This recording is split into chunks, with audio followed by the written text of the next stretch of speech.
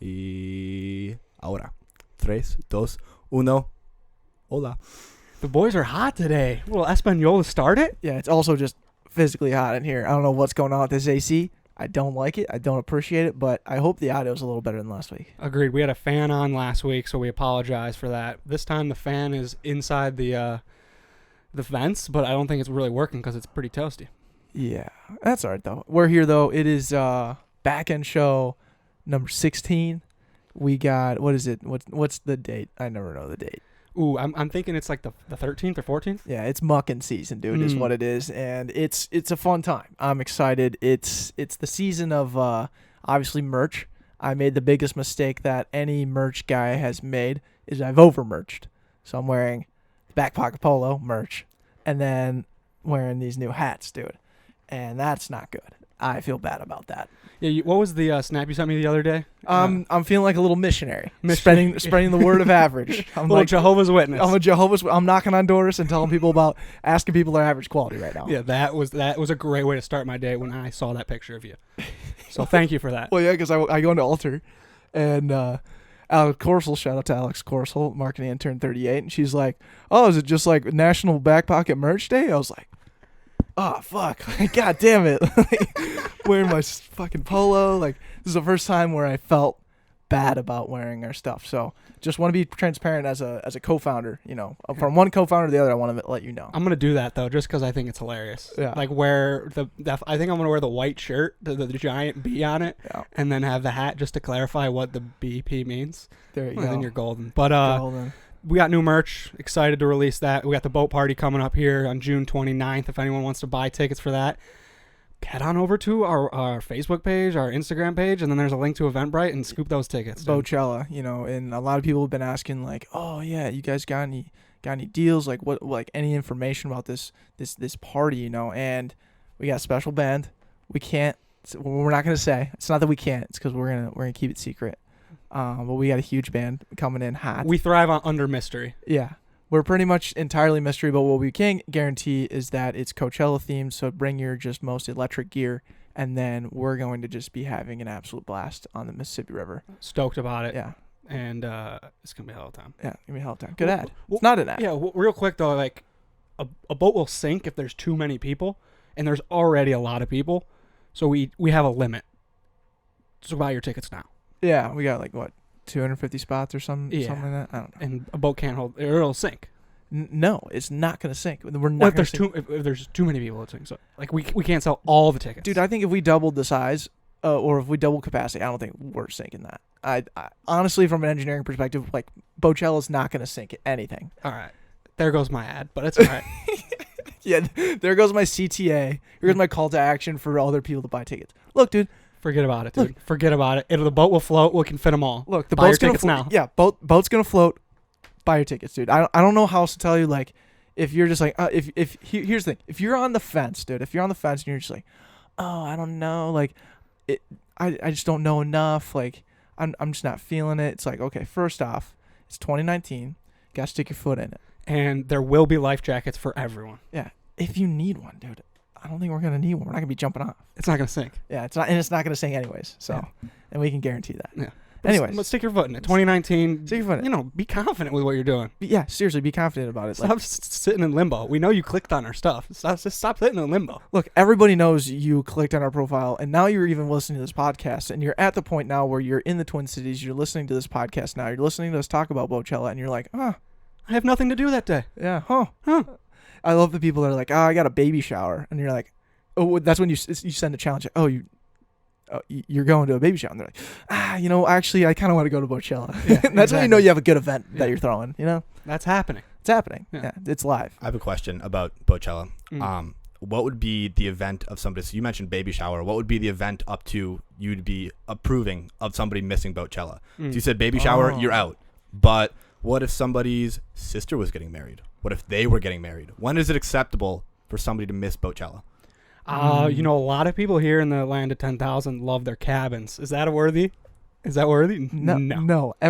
I've even had people say like, "Oh, I got to go to weddings in Texas," and I said, "Well, ask if they want to come up to the Twin Cities. Just kind of bring everybody. I'm totally cool with that, you know." And that's the same. That's a common theme across the board. Like we're going to do an event with all we're going up to something, or we got something with a lot of people in it. Well, why don't you just bring them to Boatchella? Look, yeah, we because the boat will float. Correct. The boat's gonna float, and I'm not even worried about that. And really, what it comes down to is like, yeah, we're podcasters, but we can do a lot of things.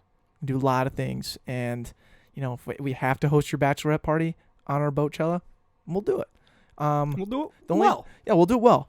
I guess the one thing that I will say that if you had to miss Boatchella, I would say a couple things come to mind. I would say the first one is landscaping. If you got a landscape in your yard and you got to take care of that, by all means, you got to take care of that. Second one, trim the hedges. Yeah, trim. Oh, yeah, absolutely. But I would also say funeral. You can't dodge. You can't reschedule funerals. Oh, that's a little darker. You're putting landscaping and funerals in the same. Not in the bucket same right now. I guess. Yeah, I am. Yeah, but they're at different spots in the bucket. Yeah. Let's just be fair. They're different spots in the bucket. It's more of a spectrum. They're just on a similar end of a spectrum. Exactly. Right It's a spectrum bucket. Yeah, exactly. Thank you. It's Thank you, Ty, by the way. Yes. We haven't even introed you. It's fine. Intern Ty Webb, runs his own podcast, How They're Here. Yeah. Kid's a stud. How old are you? Like 18? 20. Just balling though. Yeah, you're crushing. Or 21. Decides what I depend to do on Boatchella Day.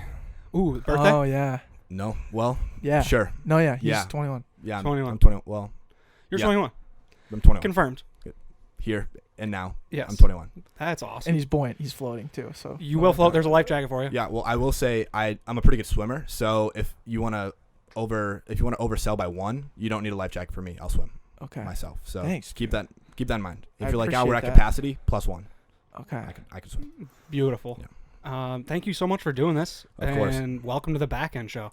I appreciate. So this is a pretty big deal for me. I was texting Deck and I told him this is the biggest moment of my life, and I've been preparing all of my life for this, all of my 21 years of life for this, and yeah, I'm really coming for. I had just listened to show you how much of a fan I am, and this is not brown nosing, but on the way over here, I was listening to the Back End 15 show. This is 16, and you told Mark who produced the episode that he was second string producer.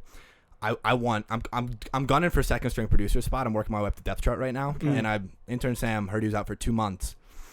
You're gunning for him. Be a darn shame if somebody took the number one P spot, the number one producer spot on the depth chart. So whoa, we do need a leadoff hitter. Yeah, and we haven't gotten on base in quite some time. Our leadoff hitter keeps swinging, and our on base percentage is down. Yeah, it's been down. Yeah, and it's faltering our overall performance because of it. Yeah, so we need we need a consistent leadoff hitter. Yeah, I think you really have to look at your producer setup and your producer lineup in your podcast as your top 4 hitters, right? You got your leadoff, and then what are the other 3 names? Well, the second hitter is usually the guy that's going to get to the plate with the most people on base. No, that's the third. Okay. That's what I used to think. What? Yeah, the second hitter with the modern day statistics has, because when you get around, there just so happens when you bat around, your second hitter is typically, but the third hitter is the cleanup hitter, and then your fourth is the guy that just usually rakes and hits dingers because you're hoping the bags are loaded and he's just gonna smack one. Well, I think fourth is traditionally called cleanup hitter.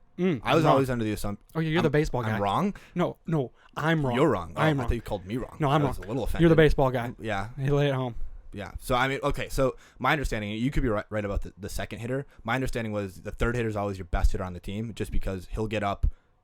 And you make sense for modern day statistics about the second hitter will get up with more people on base more often. Mm-hmm. But from like a very short-sighted viewpoint, in the first inning, your third hitter, who's your best hitter, is always going to hit. No matter if the first 2 guys both strike out, your third hitter is always going to hit.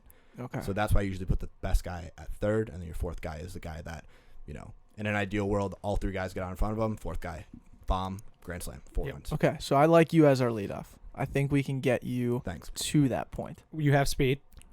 Yeah, Confirmed. I got here quicker than the map said that I was going to get here. Yeah. I was for an ETA of 6:18, got here at 6:16. So, which I love. Speed. And that's amazing. Thank you. Showing up like that, God, it just makes my day. I'm like sitting there making a sandwich. Like I'm gonna have a sandwich ready for you next time because didn't know you're gonna roll in. Typically our producer's rolling at 6:30.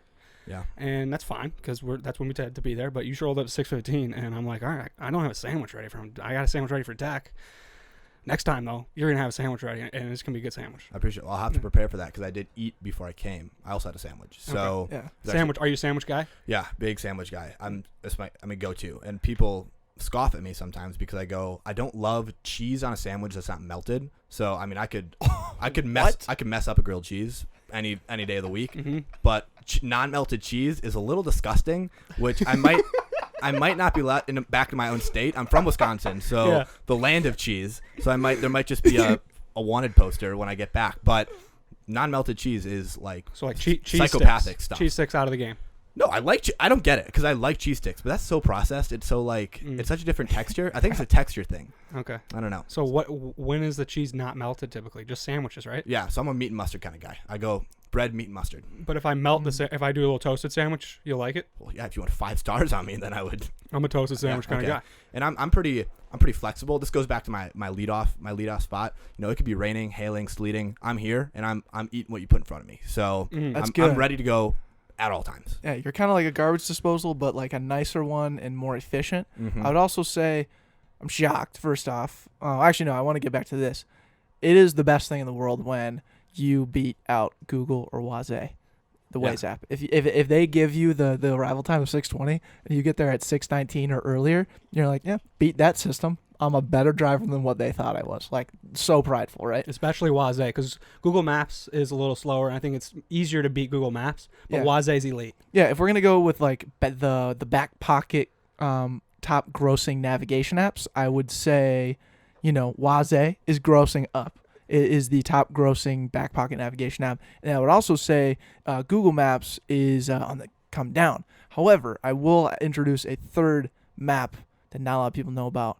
And it is just navigate yourself. If you're like, I find myself in this situation all the time where I'm like a little bit out of my area that I know. Like I'm on like northeast Minneapolis or something. Yeah. Like I know I'm in Minneapolis and I know my house is that way, but I don't know necessarily the streets to go. I find that when you navigate yourself, you actually just learn the landscape, the grid. You figure the grid out a little bit better. Yeah. And I want to be a grid guy. That's my problem. So I'm not from here, obviously, and I work down in the suburbs. So I have to get down there every day, and I have to get back every day. And it's nice because there's a bunch of different routes. So I'll plug it into. I just downloaded Waze this week because I never used. Waze, and I never used it before, and I just downloaded it, and first of all, it's incredible. I had no idea. And the reason I never used it before, I think, is because I'm from Green Bay, Wisconsin, which you can get anywhere in 15 minutes, legitimately anywhere in 15 minutes. So there's no point to use an app that will tell you about traffic because there just is none. But here, it's nice because it'll pick your spots for you. Right. And it's really great. But I am horrible at going anywhere myself. Like literally every day to work and every way back, I need directions. And I hate that for me. Well, what's crazy about Minneapolis and St. Paul is there are so many different routes you can go. Because there's an on and off ramp everywhere, and there's so many different highways. It's not like, oh, I always go this way because it's the only way to go. No, you have like 100 different options, and it's like, which one takes me where again? And it drives me nuts. Right, which is why, like on the Backpocket again, having to go back to this top chart, like navigating yourself, Google Maps and Waze. I am still confidently saying Waze is at the top for that reason exactly, because like your consistent way home from a certain location in Minneapolis is changing day to day on Waze's algorithms, dude. Mm-hmm. They're gonna find you a new way to get home almost every day because of the traffic and construction and all this shit. Yeah, there's like a guaranteed 2 highways, and then you have like 3 side roads you can go. Like there's 5 different ways you can go everywhere. Yeah. Cracks me up. I took the scenic route today. I took like Minnehaha Park. I went Mm-hmm. past there. Oh, It was fantastic. It got me home faster because I stayed off the highway, and then I got to see all these people running and biking, and it just got me in a great mood. Yeah. Now I'm here. Are you a avid biker? I'm not an avid biker. I actually had a bike last year, and then I left it out all winter. It was in a dorm last year, so I left it out all winter, and I went back to check on it. I'm like, try and bike again. I'm like, the tires might be flat, but I can fix that, right? I can fix that, and I get on it, and the gears just won't go, and it's just like it literally wouldn't move. So I got on my bike, flat tires and all, and just pushed to the bike store and just pushed like a scooter. And I got there, and they're like, yeah, it's gonna cost like $500 to fix. I'm like, this thing's a piece of crap. Like it, maybe is worth $50. So I pedaled the bike back to the bike stand and took off my lock and just left it there. So it might still be there. Nobody could have stolen it because it's a pain in the ass to ride. Yeah, so, they're gonna pedal it. They're gonna push it like a Fred Flintstone, right. just like moving something. Yeah, I have started running though. I ran last week. I was gonna run 3 miles and I got to 2.7 and I'm like, this sucks. So I stopped and but I got the shorts on because I'm gonna go after this. You're gonna run home. I'm not gonna run home. He's gonna be so charged up after this back end jump. We're just gonna slap him on his ass. He's gonna take off. Gone and say, "See you, Ty. See you Saturday. See you Saturday, Ty." Yeah. Yep. And then I'm gonna run back. And Yo, that's awesome. Will you hit 3 miles this time? I'm gonna try. I got this nice little route that gets me. It gets me all the hot spots of the Minnesota campus, and it's very scenic. I need to. What kind of hot spots are we talking? So I get over I run over the bridge, the Washington Avenue Bridge with the big painted one. With the grain belt sign? No. I mean, the grain belt sign's in like the distance. What are you talking about? Okay. Yeah. Sure. Like the big cable stay bridge, and you run across there, and then if you take a right, you can go back on the stone arch. That's not at all what I'm talking All about. right, I got a different route I got to tell you about. Washington's over by U.S. Bank, and like. Yeah. No, you're on. Yeah, you're north. Speaking of directions, All you're right. wrong. Anyway, so I hop across the bridge, which is fantastic. If you get on the right side of the bridge, you get to see the skyline. So you run into the skyline. On the way back, you come to the other side of the bridge. You run back into campus, which are both great visually. So great, good to look at. Then I run into Dinkytown. I kind of stop by, kind of do a little wave to all my friends in their apartments, and then I just book it down University to TCF. And I think to get 3 miles, I have to run around TCF. So I'll update you all on. I ran 8 miles the other day. Really? Out of nowhere. Are you training for something? Life. Really? Yeah. I don't know. Doesn't he look much more lean than when you first met him? I wouldn't say that, but I mean, he looked good. He didn't look great though. He didn't look great. I looked like we were talking about cheese sticks earlier. Yeah. I had the body of a cheese stick. Decky cheese stick. Yeah, I was Decky cheese stick. The rumblings of a cheese stick were there. Yeah, it was very processed. It was very just, it wasn't good. Yeah. But yeah, I just started running a lot, and one day I was running and just missed my turn, and it was on Lake Calhoun, and it was like at the very beginning of Lake Calhoun. I missed my turn to turn around and come back, and I was like, you know what? I'm gonna just run around all of Lake Calhoun and see if I can do it, and I did. It was 8 miles. It's not called Lake Calhoun anymore. Oh, it's Banana Sky. That's problematic.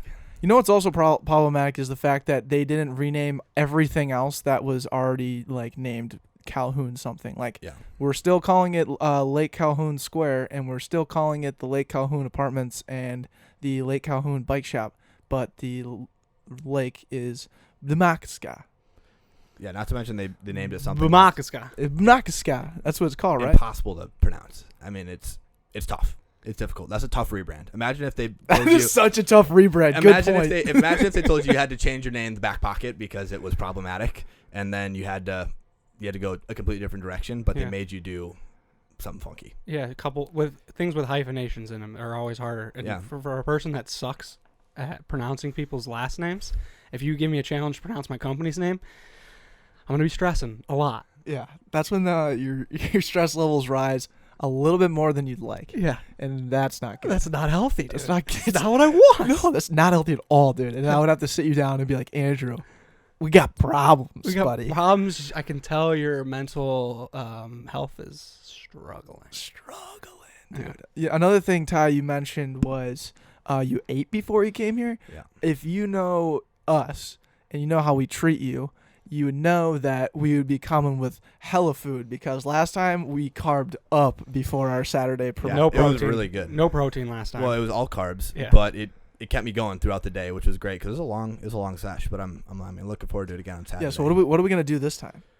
Because we got some intense interviews. Yeah, maybe. Oh, intense. I have no idea what even. Actually, we don't have any intense. We have our final interview with Coach K, which will be out in a couple of weeks. This is one of the most anticipated podcasts that we've had probably ever. And I'm gonna be there. You're gonna be there. Yeah. He's a missile. He is a fucking missile, dude. Yeah. That's exciting. It'll be really cool. And then the other two, Eli, local comedian. Yeah.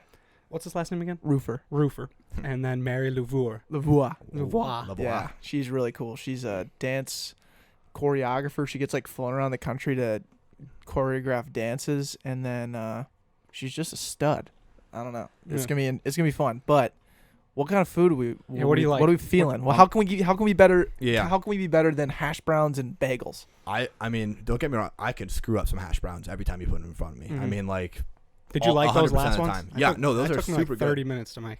I could taste the love and care. Slaving. I could taste the love and care you put into those hash browns. Yeah. I would love a more balanced meal. I think if Okay. I were to We'll start there. shocker. Maybe some fruits. Oh, fruits. Yeah. So if I were to make like a hierarchy of what I would want, I would say at the top of the list would be protein, but that's expensive. We're balling on a budget. I understand if we can't do protein. We could do frozen sausage patties. That would be fantastic. We could do a lot of those. Yeah. If you're interested. Look, we'll get you sick of frozen sausage patties. Look, we'll talk after. Your people talk to my people. Yeah, there you go. Sausage patties. Collaborate. Yeah, I would say protein would be 1. 2 would be fruit. I don't get enough fruit. I mean, my fruit intake right now is just clementines because they're easy. They're cheap, they're easy, and you can get a bunch of them at once. So that's fantastic. Are you a berries guy or are you a melon guy? Literally no fruit I won't eat. Which one do you prefer though? Berries. Probably in the morning berries. I think melon sits a little heavier in your stomach, so I think that's more of like as an afternoon, evening kind of thing. So Okay. I think berries would be Those great. are more expensive, but all right. It's something to think about. Dude. Give me the option, and then you're like, well, think about your cafeteria. hate your choice. Yeah, I don't like it. Your local cafeteria at your school. Yeah. When you go in there to get the fruit selection, it's always cantaloupe and honeydew Yeah. because it's the cheapest option, and you never have like strawberries because those are either hard to prepare or Don't last long. Stuff like that. And then there's that whole gizmo of raspberries and schnozberries and blueberries, and Boysenberries. yeah. But okay, we got that protein and berries. We can hook those up. Yeah. I don't appreciate you asking me what I want first of all, and then saying how well you treat me on the show, and then criticizing my choice of berries. No, I'm criticizing. Well, I mean, what? What berries do for cafeterias. It was that was my intention. It wasn't supposed to bash you. I was just saying it was more of a bash on What other gripes do you have with cafeterias? I was always a cold lunch guy, so that whole part of my life just didn't exist. Okay, we ate at a cafeteria every day of our lives in school. Yeah. Do you not eat at the U? Like, does the U have a Yeah. cafeteria that's worth anything? Well, I mean, I had a meal plan last year, but now Okay. that I'm not living like in a dorm, it's Yeah. just more convenient for me to make food. And I will say it's probably worse for me to make my own food because I literally have like my arbitrage is like 4 meals, and it's like a sandwich / grilled cheese, mac and cheese, chicken with rice, and pizza, and that's it. And that's literally all I eat. See, we refused to go that route. We went the meal plans and just stocked up on your tasty stir fry and all the other homemade dishes that they would make. Superfoods. Yeah. Oh my god, I miss it every day. And like Andrew and I now try and recreate those same meals, but do it like not as well. But we're getting better. Like I think we're actually doing a little bit better. I think the stir fry is getting better. Yeah. Also, what we didn't realize is Andrew's trying to just do his own bit over here. It was a selfish move on him trying to jump right to cafeteria moves. You gotta be better by your bit hiding, dude. How about that cafeteria food? Oh, and here we are. Knee slapper, dude. I was going for the knee slapper. God, I thought I had him a hook. Yeah, you thought I was not fooled, and I was like, I think we got Ty, but he was not fooled. He got mad actually. Yeah, man. It's all right, Fuck. dude. All right. We'll come at it with some other angles and see how we do. Yeah, just don't worry about it, dude. Okay. But what we do on the back end show every time is the average quality. Yeah. So we'll start with you, Ty, right away. What is your average quality for this week or forever long you've been thinking about it? Man, I mean, so this is my first average quality of my life. So I had a lot to think about, and I could hardly sleep last night. I will say, though, it hit me right away on my drive home from my Little League baseball game about my average quality, which would be my ability to coach Little Leaguers. So let me give you some context here, okay? I mean, the first bit of context is that I coach Little League baseball. I did last summer, and I do this summer as well. Last summer, me and one of my buddies from high school decided it'd be a great idea to coach a team back in Green Bay, and we took second place in that league of like 13 teams. So we were first-time coaches. We took second place. It was fantastic. We had a bunch of great kids. It was a lot of fun. This year, we're 0-7. We have not lost a game by less than like 9 runs, and we roll up to the ballpark pretty much already defeated, and it's tough. So my coaching resume is taking a big hit because we cannot win a baseball game, and I'm honestly a little frustrated about it, but very average at it. And it's as a lineup change, a pitching structure, I think a little adjustment, a little tinkering is necessary. Yeah, we're working on it. I don't have complete lineup control. Oh no. I'm more of an assistant. It's interesting coaching dynamic. I don't want to speak too much about it, but long story short is I don't have complete control. One of those things is the lineup, and I might do a couple things differently. Hopefully we can exercise some of those differences on Monday. Next game, 1-7, what we're looking for. But I got the turnaround for you. Okay. You seem like a good numbers guy. It's not your forte, but you seem like you can put a good graph together, a good pie chart. I could. And I think there's a lot of statistics out there with the game of baseball, and I know those managers love to see the trends of how your six hitter's doing when he's got a runner on second and a lefty's at the mound, and they got a little shift going. Right. So put together a little line graph, little bar chart, whatever you call those things. Just open an Excel sheet. And that's not an advertisement for Microsoft Excel, because it could be Google Sheets, but actually I would actually recommend Google Sheets so you could share it with the management team when you're ready. Mm-hmm. Yeah. And if you have to export as an Excel, like, again, all not sponsors, but I think if we started putting a little bit of numbers behind the reason why you're 0-7, I think we can make this happen. I think any chart just looks like this. That's all you need, dude. We need visuals, but with a few points of how you want to change the lineup. So right. you tinker how you're presenting it. Yeah. To the way you want to change the lineup. Yeah, and then there's you get persuasion involved here. Yeah. Right? I mean, sheesh. Right. It's right in front of you. Sheesh. No, I mean, I came into this summer, I mean, really excited. I still am excited. I show up to every game. I'm like, okay, we can win this game. Like, something's going to, at some point, we're just going to get lucky. And, like, something's going to happen. And the other team's, like, worst players going to, like, get struck by lightning, God forbid. But something's going to happen. We're just going to win a game. And, look, if a player has to die or get struck by lightning, get physically injured for you guys to win, is that something you want to do? Go on this podcast on record saying that. I mean, I don't want to say this camera. I don't want to say you're good, dude. Look, it's just what we have to fight through with our camera. It's all right. These are the gods telling me that I don't want a 6th or 7th grader to die for my baseball team. That's a good point. And you did say struck by lightning, and that doesn't mean that guy's dying, but it's the headline might be hospitalized. Baseball coach wishes hospitalization. Yeah. No, I mean, I came into the year just hoping to make a great impact on some kids. I'm hoping to end the year having won one baseball game. That would be fantastic. I like that. We'll get you one. I think there's a will. If there's a will, there's a way. I think so too. I think you have the mentality to do it. Decky, what's your average quality, dude? My average quality this week is adulting, and a little context. You know, you always gotta give context. There are just like little things about adulting that I wasn't entirely aware of before. You know, like, yeah, you got to pay your rent, got to pay your bills. You got to, do kind of the general baseline survival tactics of living by yourself, living away from your parents. You figure out most of those things in college, but then, when you get a real job and everything, things change. So a good example would be my license plate tags. I just kind of put that to the wayside for what would now be 5 months, and we got dinged for it. Wasn't good. Just got them renewed now. My tags still haven't come. The cops are still after me. Did you get another ticket? No, but again, you run that risk, So that's one. And then the other thing was like the whole life insurance thing. I had talked about that at one point on this podcast, and it got so bad to the point where we were in a situation where a drunk dad with a sombrero on was like, "You're an idiot for having life insurance. Like, we need to sit down and I need to show you the ropes because you're not doing this right." And I was like, God, I thought I was like being a good adult. I thought I was like kind of crushing it, But it turns out I'm not at all.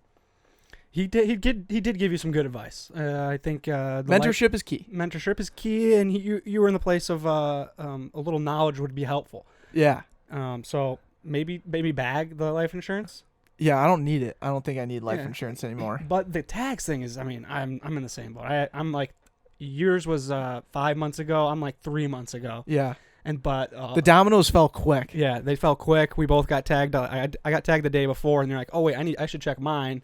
And then that night, you got your ticket. Yeah, it's like they knew. It's like they listened back to back. Yeah, same nights or different nights. I think the cops are colluding against this podcast. I just got a new car, and I had like a temporary tag for a while, and then I got this was like a sticker in my window, but then I got a new one or 2 new ones, and there's like no screws on, like where I went to go like screw them in. I'm like, I'm sure I've just screwed in, and I went to go do it, and there were no screws. So right now I just have them like jammed in my back window, hoping that, God forbid, I get pulled over, that Yeah. they'll just be like, we see you have license plates. Because right now I'm rolling with no plates, which Whoa. I feel like is a lot worse All right, than so expired collectively, plates. yeah. So collectively on this podcast, we are illegal drivers. Illegal. And Yeah. to top that off, I drove around with no car insurance Ugh. for 5 months. Look at this. Okay, hold on. We're all average at adulting. Forgot. You didn't have. You just forgot. I feel like that's way worse. I paid for the first. Well, it was The worst. It's you pay it on 6-month blocks, and I paid the first 6 months. Oh, it didn't renew. No, I get like the State Farm mail, and I'm like, State Farm, who the fuck cares? That's another. That's trash. another thing. That's another thing. That like, people are sending me mail, dude. I'm getting mail from I think like. all mail is trash. No, yeah, dude. Don't send me mail. Unless it says like Email or text message, and then even a phone call. If I don't have you in my contacts list, like I'll answer it maybe, but honestly, I'm not gonna answer that either. So, Yeah. and if it like one time I literally answered the phone and it was like, this is the FBI. Like we got a warrant out for your arrest, and I hung up the phone because I was like, and it turned out they were literally calling me because I did have a warrant out for my arrest because I didn't show up to a court date from something a long time ago. It's like a parking ticket or something. Yeah. But it happened once. I feel like you shouldn't worry about that because, like, if the FBI wants to find you, like, they can find you. Right. Like, If the FBI just knew that, like, my DMs were open and that I had, like if you just sent me an email, I'd respond almost immediately. Like, well, I don't know why they just don't do that. at FBI slides into your DMs. Hey, come to my office. As soon as I see the blue check mark, I'm buying it, dude. I'm like, oh, I'm in trouble. You know? Or maybe they want me to help. Yeah. I can solve their case. Yeah, maybe they want to come on the podcast. I would love to have the FBI on the podcast. Yeah, the FBI. We don't just want like a guy in the FBI. We want the FBI. Yeah. The Interview whole them. bureau. Yeah, the whole the whole bureau. And if they don't want to come here, and this is a shout out to everybody in the FBI, if you don't want to come here, we'd be happy to take our podcast equipment to the Pentagon. And we'll go on record on this podcast, we'll go on record and say that. We travel well. Yeah, we do travel. This is a traveling podcast. We play well in away games. In away games, and especially in bad weather games. Yes, we're undefeated in bad weather games. Undefeated. That's fantastic. Yeah. I will say one more thing about the license plate is What do you got? in the summer, my car had did the camera turn off again? So the one time I had, or in the summer or in the winter, I had my the front of my license plate just popped off because I hit a snow mound or something, and literally haven't put it back on. So I'm just riding with one license plate on the back. But I think in Minnesota you're good to go. Is that okay? That's legal? I have no idea, but I know in some states you can ride with one on one side and one doesn't have to be on the other. Ty, can you confirm or deny on that one? I mean, I'm riding with none on my actual plate side, That's and then one stuck in my back window. Yeah, you're going with the old, whatever it takes. Hopefully this works. I will say it's ridiculous that the one thing that doesn't auto renew, like the one subscription that doesn't auto renew, is car insurance. That's bonkers. Like my Spotify, everything will auto renew, and I'm getting charged for things that I don't even use anymore. But car insurance doesn't auto renew. Like I prefer it auto renews. That's ridiculous. Yeah, the same. That's what happened to me. Yeah. Or again, send me an email that my car insurance is not renewing, and click here to renew. Gosh, That should be a I business. think it was there though. You missed that one too. I think I missed a lot. I just didn't have it, and then I got the ticket. And I was like, oh, my tags are expired. I got to buy new tags. And then it was like, you need car insurance. I was like, oh, okay. And then I went to grab my little slip in my wallet to type it in the car insurance, and it said expired a while ago. So I think we need to So no tags?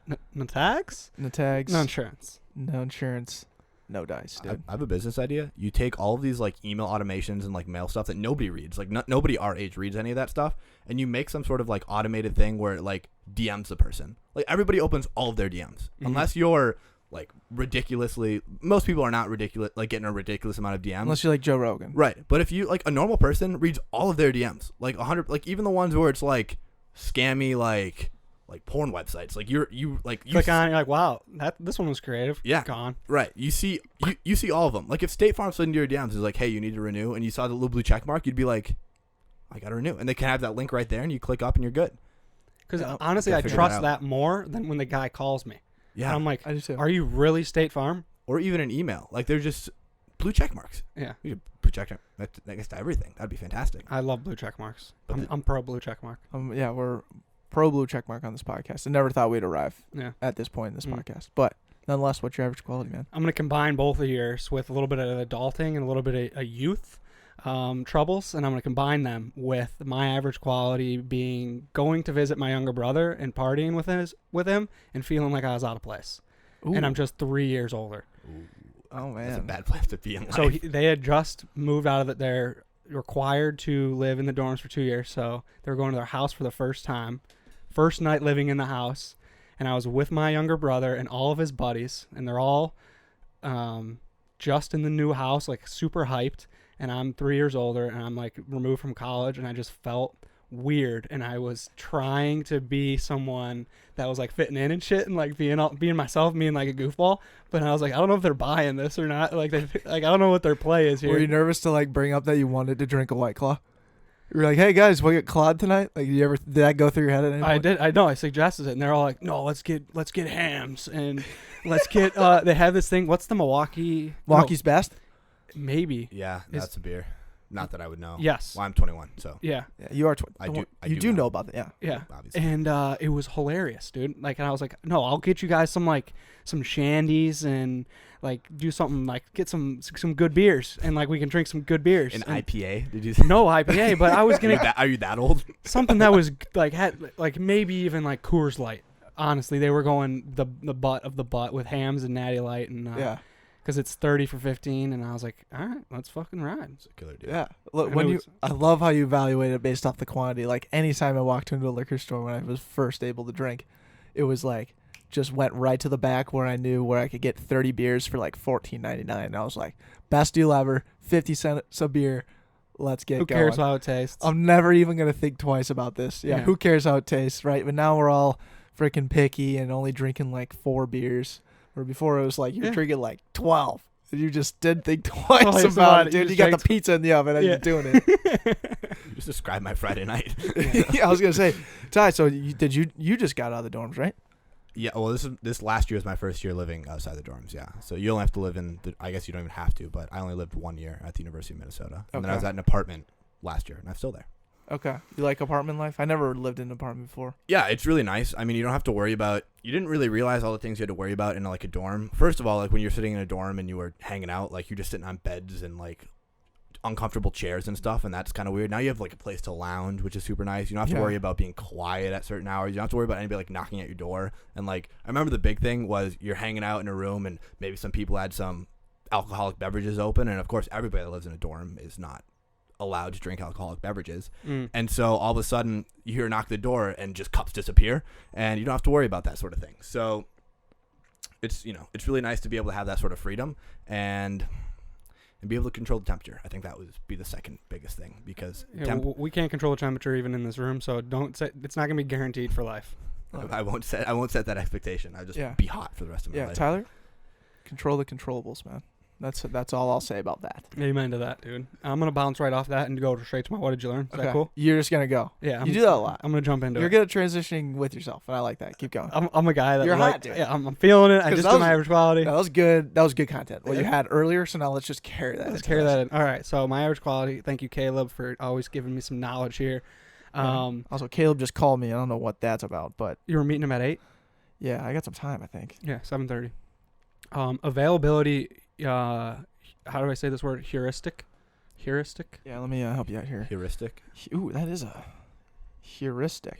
Okay. Yeah, that's a word, right? You keep going on Yeah. that. I'll double check that for you. Availability heuristic, I believe, is how you say it, and it is a mental shortcut that relies on immediate examples that come to a given person's mind when evaluating a specific topic.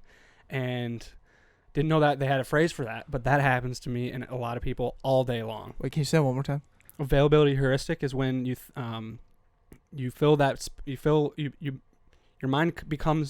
mind takes the route of figuring out what's going to happen because of something that's already happened. Is that correct? Yeah. Well, so heuristics are just things in general that are mental shortcuts. So there are representative heuristics. There are like a primacy or a recency effect are examples of heuristics. They're just things that your mind does to take shortcuts. So availability heuristic would be something that's like right in front of you and you're like, oh, that's how you basically generalize something based off of immediate evidence to you. So if you saw me and how well I was dressed, you'd be like, man, all 21-year-olds are really well dressed. Yeah. That would be an availability heuristic because I'm right in front of you. Or like the stove is on, the stove's hot. Don't touch the stove. Mental shortcut. No, you would see the hot stove and you'd be like, oh wow, that style stove. All those stoves are hot. Yeah, that has the idea. You don't have the idea, Andrew. Yes, I do. No, it's like think about like a stereotype. It's like you're making like a stereotype, And like, it's based off of what is right in front of you. yeah. So that's what an availability heuristic is. Like you're seeing, like here's another one. You're seeing a young kid on his phone going into a door, and he's just on his phone, and he like can't even find the door to open the door, but he gets it and finally goes in. You're like, geez, that kid's always on his phone. And then you just make the generalization that kids that are 17 are always on their phones. Gotcha. Yeah. Makes sense. Yeah. And then just to follow up, I got this for you. Oh. This is how you're supposed to say it. Heuristic. Heuristic. Yeah. So got that going for us. Good for us. Yeah. So I didn't necessarily learn it, but now I did learn it, and I feel better for it. Good for you. Correct. So I learned something on Yeah. the podcast, and I'm enlightened. So thank you guys for walking me through that. Awesome. So I'm just gonna go right off this because you were throwing out definitions, Yeah. and that's another thing I learned. So I found out what declination means, and when someone brought it up to me, I was like, "You gotta be kidding me!" Can you repeat that? What was that word? Declination. Declination. Not a declaration. Not but a- Declan Nation, like a bunch of fans of Declan. That's what I thought. That's what I thought, dude. I was like, "Fuck, our podcast got big fast." Declan They Nation. literally came up with a name, like a word that was for me. Would there be two N's in there? Declination. It'd be cool. I don't know how it would work out like symmetry wise, but if you just did Declan and then the N was really big and then Asian on the other side. Yeah. And, like the N was just centered. Yeah. Mm. I don't know how that works out though. Yeah, that's a T-shirt. So, T-shirt. anyways, Ding. turns out that that's not the case, unfortunately. And while we can run with this idea after this podcast, that's one thing. But another thing is the actual definition of declination is in astronomy, it's the angular distance of a point north or south of the celestial equator. So there is declination in measuring or in tools that are measuring distances. So, for example, like on our construction site, we have things that we're measuring out 150 feet. There is declination built into that instrument to account for the curvature of the earth. There's certain curvature in the earth that it accounts for to keep their lines straight and accurate. Nice, dude. Yeah. So that's way cooler than like declination, right? I think it's right now it is, but I think you have a little bit more potential. I think that's always going to stay what it is. Yeah, that's always gonna stay up here. Yeah. Like right now, I'm looking at them like, damn, that's a dope And ass. That's a dope definition, and I could try and that's like my goal would be to elevate, right? You're going to elevate. Yeah. Yeah, I think you got there. Create a I think cult. There's potential. Yeah. There's declination. opportunity. Are you going to seize that opportunity? I hope so. I hope man. the Backpocket does. Yeah. Yeah. Stick with me on this. I think declination. So declination could have some declination. So as declination expands across the earth, it has declination in the sense that it curves with the earth, which means that when you touch different cultures, touch different countries, you're like assimilating into those countries. So declination has declination because as you expand and go global, you're able to, assimilate and appropriate into all these different cultures and have, a good sense of declination by, curving and adapting to those cultures. I am all for this, dude. Holy shit, that's dope. Yo, I did not. Wow. declination now has multitude of meaning, and I think declination will become declination. With that type with how you're attacking it. Yeah. you're absolutely right. They're one and the same. Yeah. Wow. I was thinking very selfishly. I was thinking of I want to beat declination, the definition where you were like, no, join forces with declination and take over the world. That's the what does our man Famous Dave say? It's the industrial way of thinking of retirement. Correct. Yes. Retirement industrial That thinking. that was one of my favorite parts of that podcast was when we had to, Dave doesn't do stairs. Like we already talked about that, right? Oh yeah. Yeah, so Dave doesn't do stairs, and as we're setting up our podcast equipment, we have Jack Burke as our producer. Where does he sit on the producer lineup? Is he third? Yeah, he'll put him at three. Sure, Yeah. whatever. Good. But anyways, so Jack is making small talk with Dave, and Dave's an older guy. He sold Famous Dave for $550 million. Guy's sitting well, and Jack goes, "So, you're thinking about retirement? And Dave just fires back and goes, retirement is an industrial way of thinking. Retirement's really no longer a thing. And Jack was just like, God damn it. Like, shit. Okay. Yeah, Okay, how do you respond to that? He goes, retirement and the 40-hour work week, industrial way of thinking. Yeah. We're like, all right, yeah. I mean, he's right. I'm right, yeah. You're No right. one works 40 hours a week, and not a lot of people want to retire. Yeah. Or a lot of people just want to do what they want to do, not retire. Exactly. So, Okay. anyways, I digress. Ty, what'd you learn, man? So I'm doing a lot of work in spreadsheets with my internship. I'm kind of a spreadsheet-aholic right now. Oh, yeah. Unfortunately, this has nothing. I mean, I'm getting pretty good at spreadsheets, but side point of my what did I learn? So I had to look up some news statistics. So I had to look up.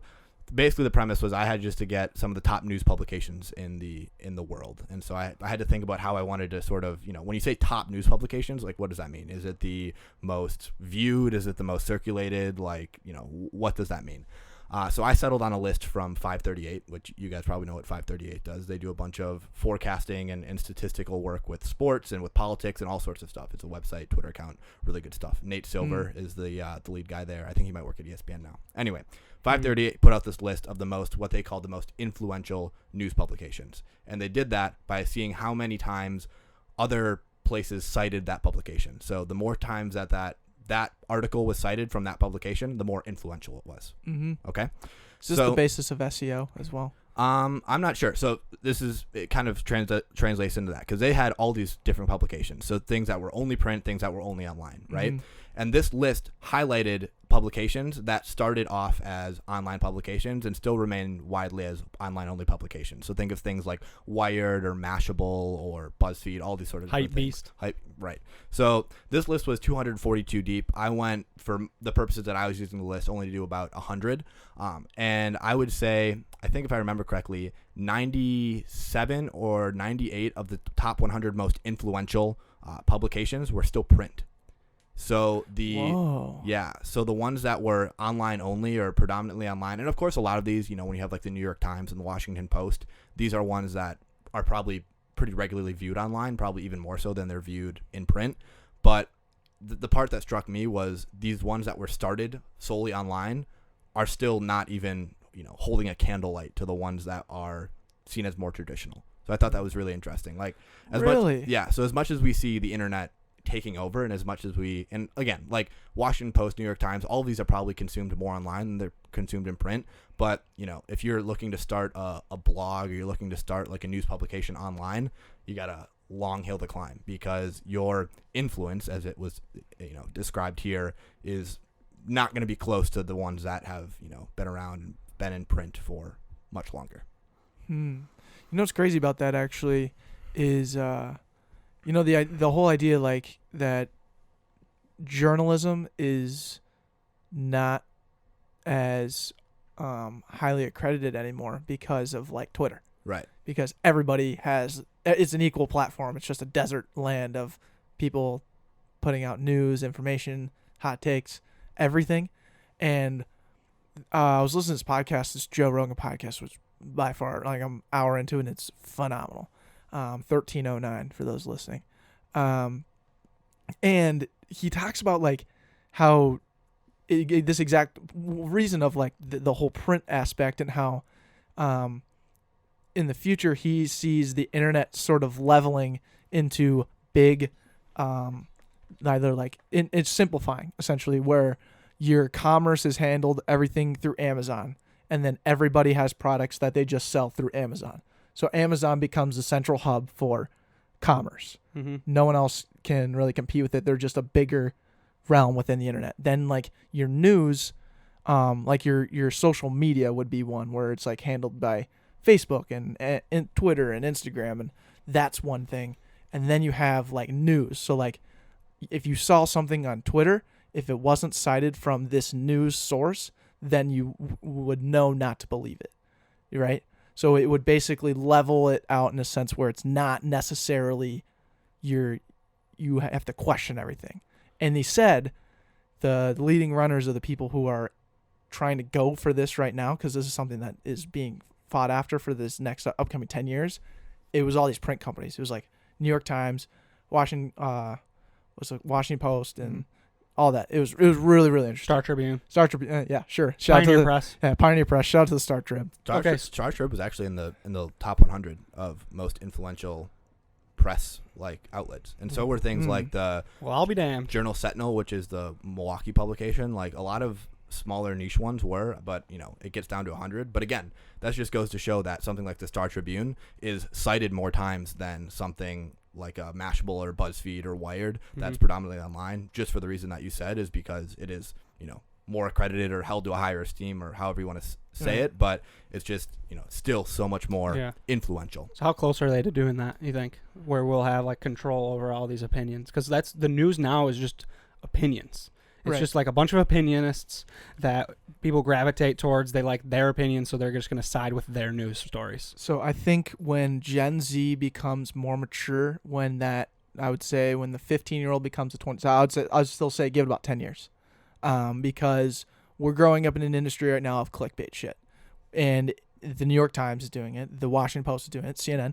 Everybody's doing the clickbait because we're doing it. We're doing it, right. Everyone does it because your revenue as these websites are paid per click. So you have to find ways to generate traffic to your website, and clickbait is a great way to do it. Now, when you're growing up in that industry where the only thing you've ever known is clickbait, you're going to be much more numb to it. You're going to be less susceptible to the clicking, which is when I think there will be that transition of the authenticity, where you find a brand that speaks more to you, and you just go and take that from that source. But what I'm saying is, in the next 10 years, that New York Times is going to recognize those sources and then just basically house the platform that they can then distribute. Okay. You see what I'm saying there? Yep. So it's not like New York Times is going to be the dominant force. They're just going to be the ones that kind of create the sphere or the atmosphere in which everything can get blasted off and that everyone can sort of trust. Or there's regulations to which it can be trusted. And you're thinking 10 years. I think 10 years. Is that what they were saying on the pod? I haven't got that far. Okay. And to be honest, I want to make sure you guys listen to this shit because it was the right number. Yeah. Anyways, right feel good story. We got one. Feel good story is got to go to number 1309. It is 1309. Yeah. Love that, man. Jerry. I think the feel good story just is I'm gonna reinforce how we started this bad boy. To the Boatchella. Yes, dude. Because it's gonna be something that everyone's gonna want to be at, and it's taken a lot out of our time and our headspace to figure this shit out. Yeah. In the best of ways. And yeah. I love every second of it. So I just want people to come and appreciate it, because the people that are already showing up, we're stoked about, and we just want to make sure everyone has this opportunity to just ball out at a Boatchella. That is going to be something that's so unique and so funny, and I'm so stoked. Yeah, I mean, it's just a massive party on a boat, and we want the coolest thing about it, to be honest, is us taking the leap to throw something like this. It's not you can look at the financials and say wow, they rented out a boat, and yeah, they're going to have a band, and yeah, maybe drink deals or whatever. That's one thing, but the fact that we're a podcast that doesn't really sell anything, we only just create content. And we've now created a community through the creation and the commitment to our content and to what we believe. And we want to host an event for the people that believe and want to be together in that. That's what I want to sell to people. That's why I want you to buy a ticket. That's why I want you to come to this event, because it is going to be a culmination of what we've done for the past 2.5 years. And again, do Andrew and I know how to throw a Boatchella event party? No. But we know how to. But we're doing it. But we're doing it. And we're going to lock in. And we've watched Fire Festival on Hulu and Netflix. So all bets are off on that happening. Yeah, we did our research. We did our research. We got the right blueprint down. Yeah. Everyone looked at Fire Festival and they're like, dude, Billy fucked up. This is not good. This should never happen again. And I looked at it as a learning experience of okay, so when we throw our festival, what are we gonna do? Yeah. So we're not gonna tell them anything. we're not gonna give any information out. And it's gonna work. It's gonna work. So thanks to Marketing Interns for trusting us, because we're gonna ball out for you guys. Absolutely. And I will also add feel good story. Ty being in the studio, dude. You fucking crushed on your first episode. And number 2, Joe Rogan is coming to town September 14th. And when I tell you that, I just want to freaking tell this man thank you. That's one thing that I'm most excited about. But I want to set it as a goal to have enough clout on this podcast to where he wants to like come on the show. Ooh. Wow, that'd be We have how many months, gentlemen? that'd be insurmountable. We have September 14th. We have all of June, all of July, all of August. We have 3 months to figure this shit out. Set your deadlines and make it happen. We're gonna need the marketing interns hitting the DMs on. Yeah, Mr. we need Rogan. this. We need them their help, and it starts with Boatchella. So Starts now. starts now. Subscribe. Leave us a 5-star review. And this is just a good. Let's just do this a couple times so we have this as a gift. Okay. Anyways, love you guys. Take care. Take care.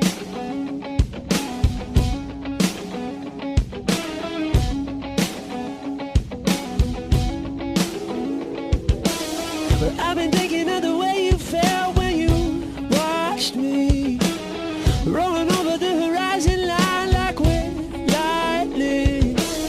It hasn't rained for a long time, but you know